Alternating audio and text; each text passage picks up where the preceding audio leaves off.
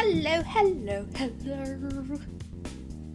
I'm Red, and today I'm going to be reading some r/Today I F'd Up.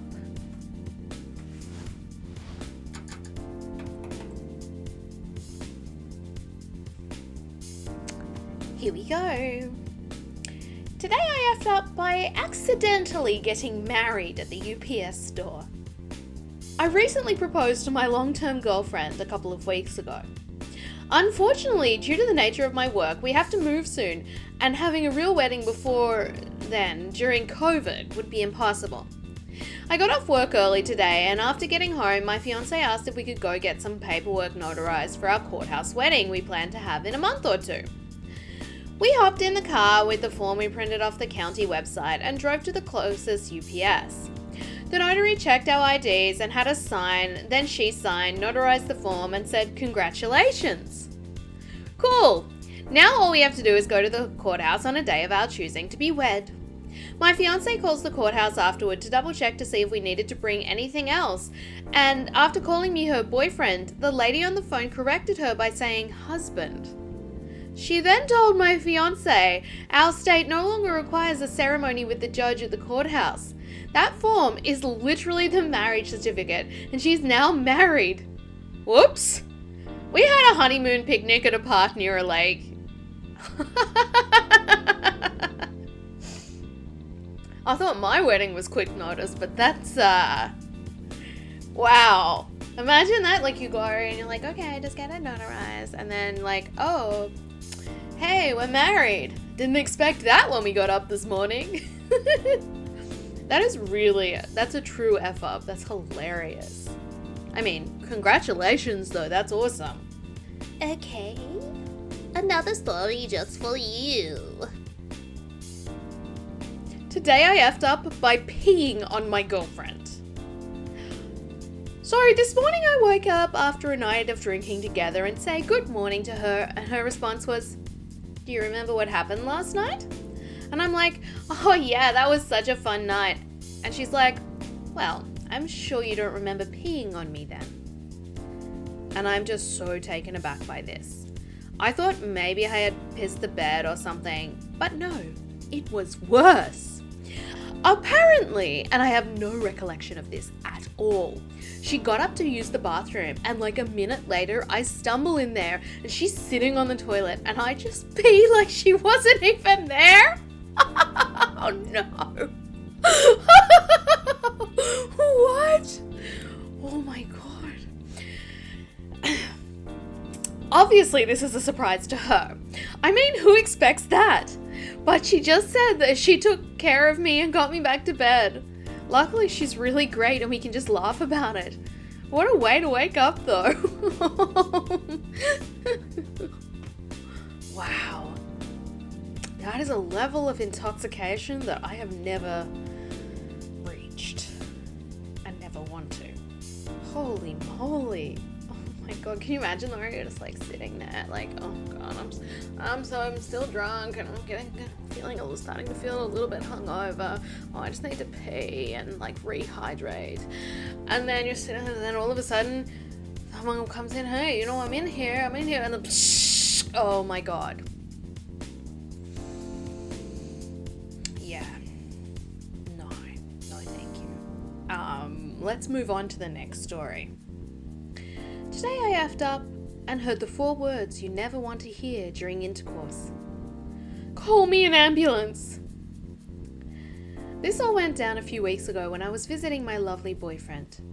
See, sex was never a big thing for us. We waited for over a year to have sex for the first time to make sure we felt comfortable. And honestly, are still figuring it out and trying new things.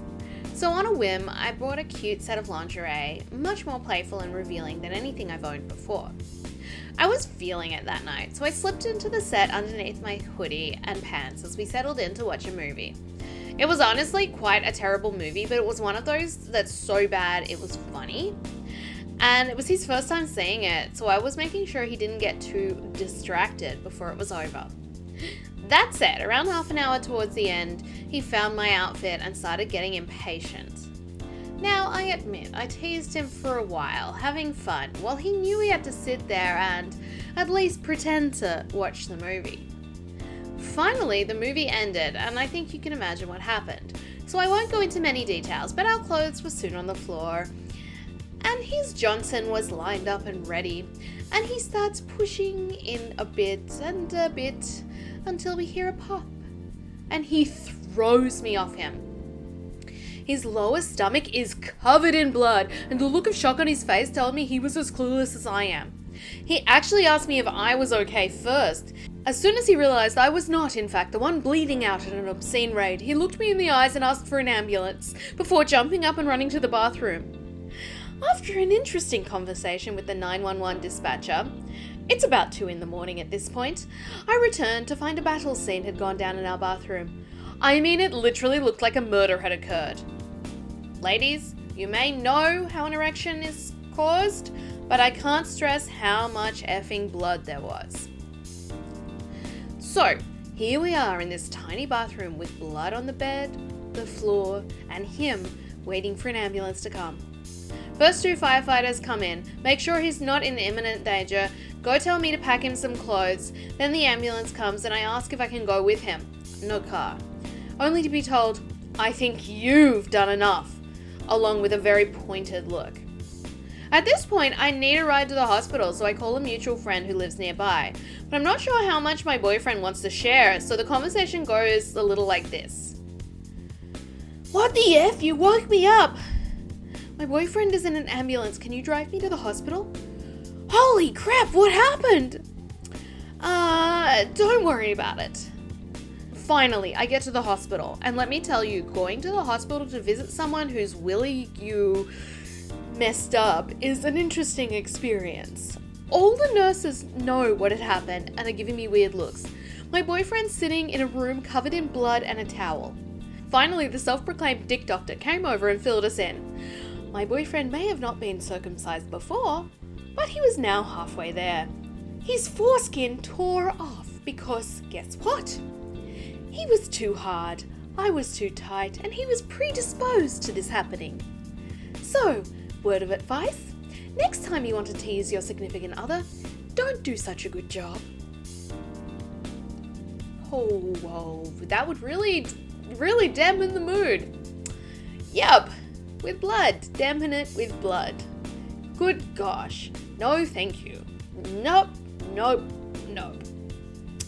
Moving on from that. Today I effed up by accidentally ejaculating on a female nurse. So the wife and I are going through IVF right now, which involves me having to come in a cup, to my displeasure. The only booth-sized man a man should... The only booth-sized man? What? The only booth-sized room a man should pleasure himself in is at a peep show. First of all, you can't pleasure yourself for 4 days. You sit in this padded waiting room chair with like a toilet seat cover on it, and it's just incredibly awkward for me. I arrive at the doctor's office and am greeted by a fairly attractive nurse. She leads me to the room, gives me the supplies, and opens the door to the room. I'm in the room with the cup and got some videos pulled up on my phone, and I start going at it. Like I said, it is incredibly awkward for me. Usually I take breaks and just start back up again. Right behind the chair is a button you push to get the nurse's attention when you're done, and the sample is ready to be collected. I'm working up to it, and as I lean back briefly, I must have pushed the button. I stand up, ready to collect the sample, and the door opens and I hear, "All right, is everything?" It caught me by surprise, so I quickly turn towards the door and finish, right on her pant leg. Immediately, I can feel my face just turning red with embarrassment. We both stand in disbelief for what seemed like forever. I try my best to just say, "I'm sorry," but surprisingly, she wasn't too fazed by it. She just grabbed a tissue, cleaned off her pant leg, and just asked, "Well, do you need another collection cup?" I told her that I would be out in a moment. I go back out, wash my hands, and meet her at the front desk. She made it seem like nothing happened, which was beyond professional on her part, and we simply scheduled another appointment. Oh my god, that's so embarrassing! Kudos to the nurse though for acting professional, although I hate to say it, but it's probably not the first time something like that's happened. I mean, if the button is at the point where you can accidentally knock it, like, maybe that shouldn't, yeah, maybe that needs to be adjusted. But especially, like, going through IVF is traumatic enough, and then to have that happen, like, whoa. Yeah, I really hope that you get your kid OP, and then the whole process will be worth it, I'm sure, once you have your child. So, good luck! I hope you don't make any more F-ups.